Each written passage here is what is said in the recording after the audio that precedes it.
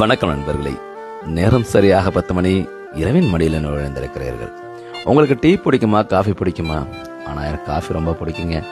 அதுலேயும் நண்பர்களோடு குடிக்கிற காஃபி இருக்கு இல்லைங்களா, அதெல்லாம் வாழ்க்கையில் வரும் அப்படின்னு தாங்க சொல்லணும்.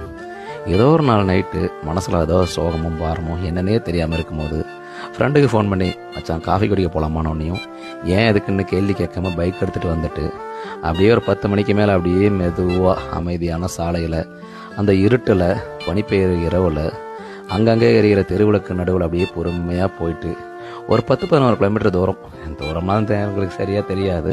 அந்த தூரத்துக்கு அப்படியே போயிட்டு அங்கே இருக்கக்கூடிய ஒரு கடையில், அப்போ தான் அவசர அவசரமாக கடை எடுத்து மூடுற நேரம் பார்த்து அப்போ போயிட்டு, அண்ணா எனக்கு ஒரு காஃபி, என் மச்சானுக்கு ஒரு டீன்னு சொல்லிட்டு அதை அப்படியே வாங்கிட்டு உட்காந்துட்டு ஏதோ பேசிட்டு அப்படியே அதை குடிக்கிற அந்த சுகம் இருக்கு இல்லைங்களா, வாழ்க்கையில் இதெல்லாம் சிலருக்கு வரங்க.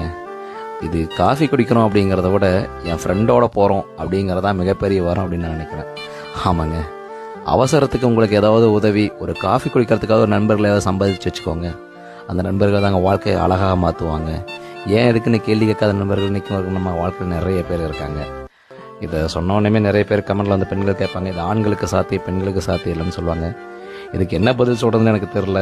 ஆனால் அந்த நேரம் எனக்கு வாழ்க்கையில் ஒரு மிகச்சிறந்த பொற்காலம் அப்படின்னு நான் நினைக்கிறேன். இந்த விஷயம் உங்களுக்கு ரொம்ப பிடிச்சிருக்குன்னு நினைக்கிறேன். அப்புறம் உங்களுக்கு டீயா காஃபியான மறக்காமல் கமெண்ட்டில் சொல்லிட்டு போங்க. மறக்காமல் ஃபாலோ பண்ணி ஆதரவு கொடுங்க. நன்றி நண்பர்கள்.